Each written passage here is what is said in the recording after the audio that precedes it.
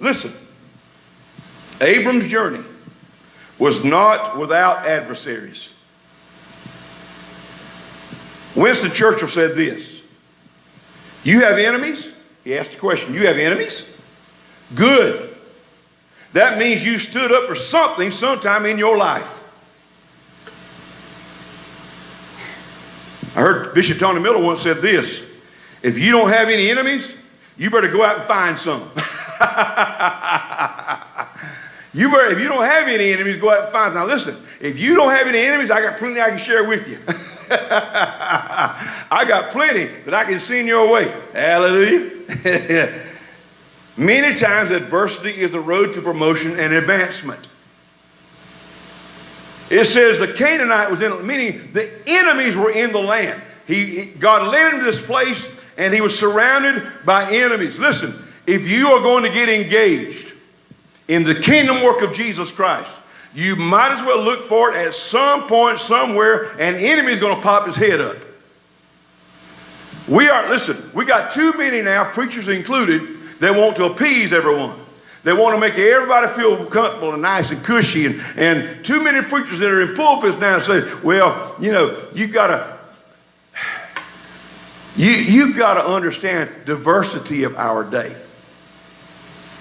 All that word's come to mean now is compromise.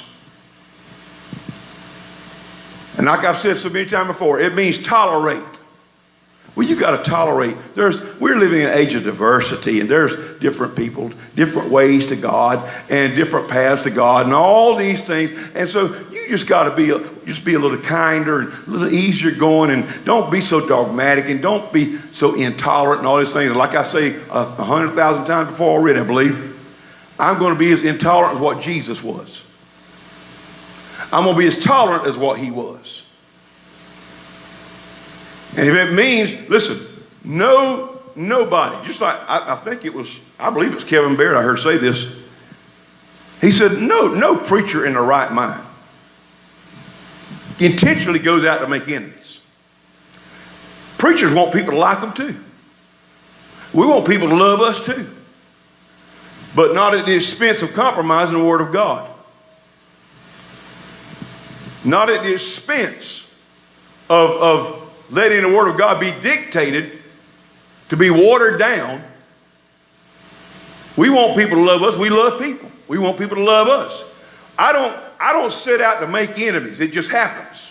If you preach this word, if you preach the truth of the Word of God, especially in today's society.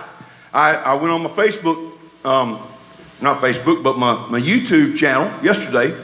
I figured out how to check these comments. I've had comments on for 6 months now. I finally figured out how to check them, because I got them screened where I can check them. So if anybody's using foul language, I can eject them, and they won't be seen on the page.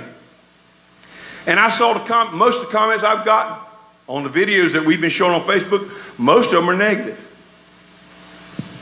I hadn't seen any comments from y'all, I don't think.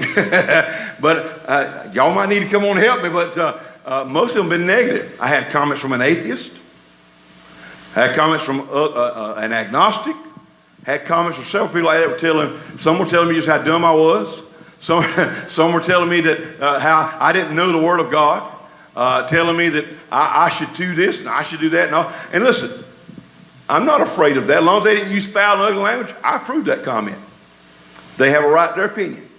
They had a right to be wrong. They have a right to their opinion. So I approved the comment. You can go to the channel and on some of those videos, I can't remember which particular videos there were, there's several of them, but you can look on those videos, read the comments, see what people had to say. You might want to come on there and help me out a little bit. Put something positive on there. But and I'll approve your comment. But as long as they had no ugly language or some off the wall foolishness, then I approved the comment. There was 2 or 3 I didn't approve because they were just crazy. And if they don't agree, that's fine. Everybody's not going to agree with everything you say.